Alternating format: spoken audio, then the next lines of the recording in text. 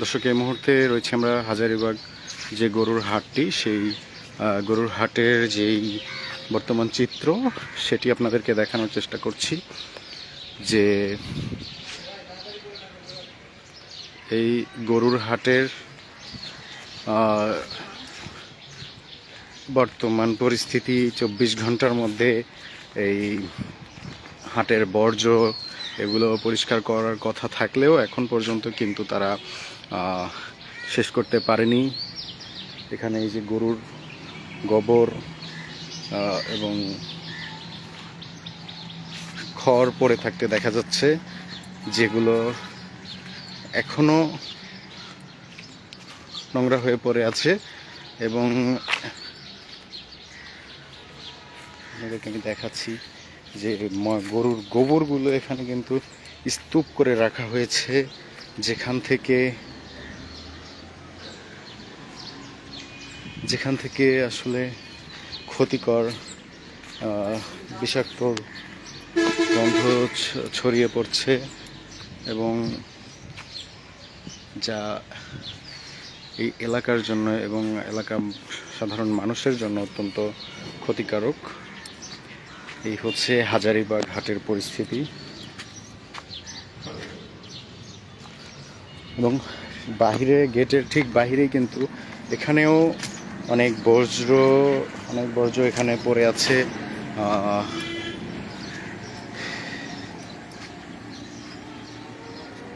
যে বিষয়ে আসলে সিটি কর্পোরেশনের প্রশাসক বারবার করে বলছেন যে সঠিক সময়ে যদি কেউ এই বর্জ্য পরিষ্কার করতে ব্যর্থ হয় তাদের বিরুদ্ধে ব্যবস্থা নেওয়া হবে, তাদেরকে পেনাল্টি করা হবে, এমন কথাও ডিএসসিসি প্রশাসক বলেছেন।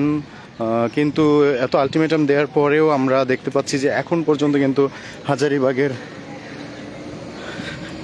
গরুর হাটের যে দৃশ্যটি, সেই দৃশ্যটি আপনাদেরকে আমি দেখানোর চেষ্টা করছি। দর্শক, এই হচ্ছে হাজারীবাগের গরুর হাটের যে মাঠটি, সেই মাঠটি এটি কিন্তু এখনও পরিষ্কার হয়নি। এখানে এখনও অত্যন্ত নোংরা পরিবেশ, এবং এখানকার আশেপাশের এলাকাগুলোতে কিন্তু এই গরুর বর্জ্য পদার্থ, বর্জ্য ময়লাগুলো সেগুলো কিন্তু ছড়িয়ে ছিটিয়ে আছে, এবং পুরো এলাকা কিন্তু দুর্গন্ধে ভরে গেছে। আমরা এখানে একজন স্থানীয় মানুষ রয়েছে, তার সঙ্গে কথা বলার চেষ্টা করব।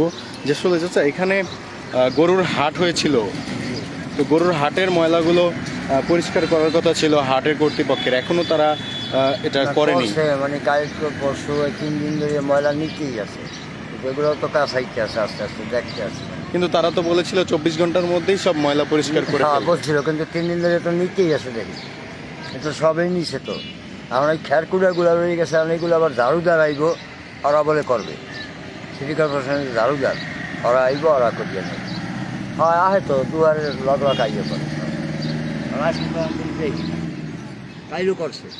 তো এখানে তো অনেক দুর্গন্ধ ছড়াচ্ছে, তাই না, এই গোবরগুলো থেকে? তো এগুলো তো আশেপাশে মানুষের থাকতে অসুবিধা হচ্ছে কি?